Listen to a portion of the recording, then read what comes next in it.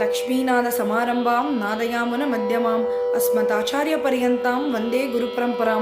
ஸ்ரீ ஆண்டாள் ரங்கமன்னார் திருவடிகளே சரணம். ஸ்ரீமன்னாராயணா ஸ்ரீமன்னாராயணா.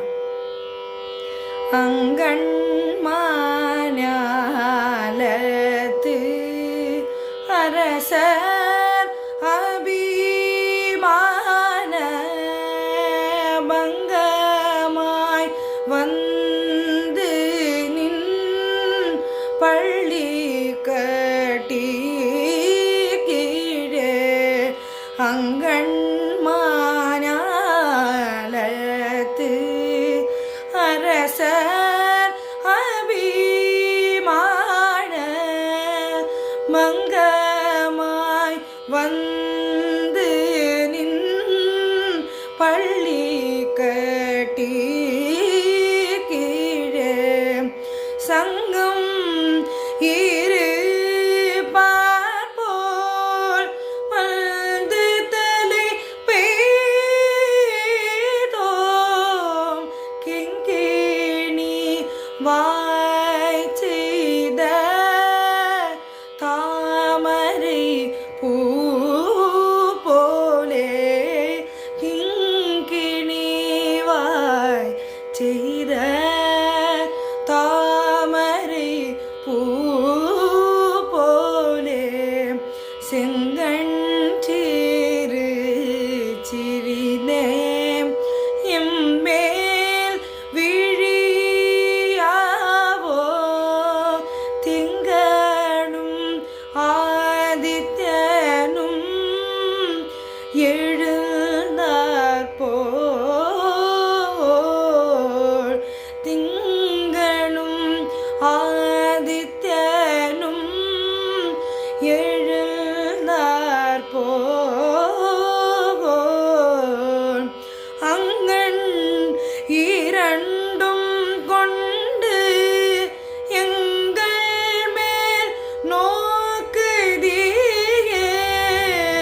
அங்கண் இரண்டும் கொண்டு எங்கள் மேல் நோக்குதீர் எங்கள் மேல் சாபம் எழுந்தேதோ பாவாய் எங்கள் மேல் சாபம் எழுந்தேதோ பாவாய்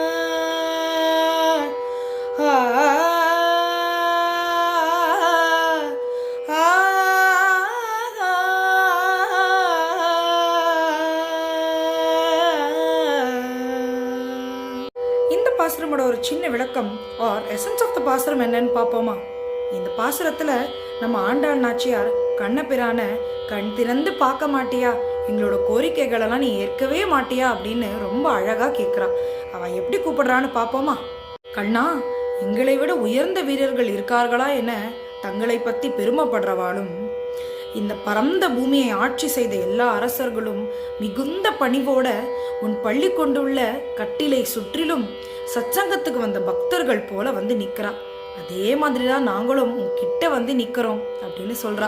எங்கள் மீது கிண்கிணி என ஒலிக்கும் சிறுமணியின் வாய் போலவும் தாமரைப்பூ மெதுவாக மலர்வது போலவும் உன் சிவந்த தாமரை கண்களை சிறுக சிறுக திறந்து விழிக்க மாட்டாயா கண்ணா அப்படின்னு கூப்பிடுறா.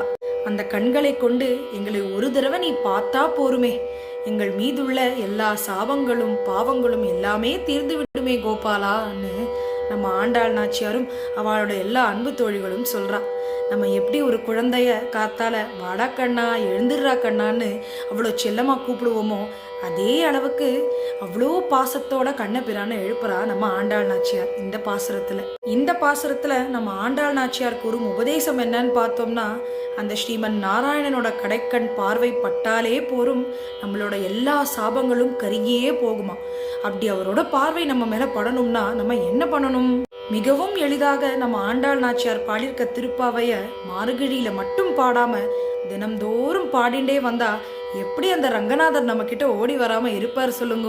சரி, இது எல்லாத்தையும் பண்ணுறதுக்கு எனக்கு அவகாசமே இல்லைப்பா, எனக்கு ஆற்றுல வேலை, வெளியில் வேலை அப்படின்னு சொல்கிறவாளுக்கு இன்னும் எளிதாக ஒரு முறை சொல்லியிருக்கா.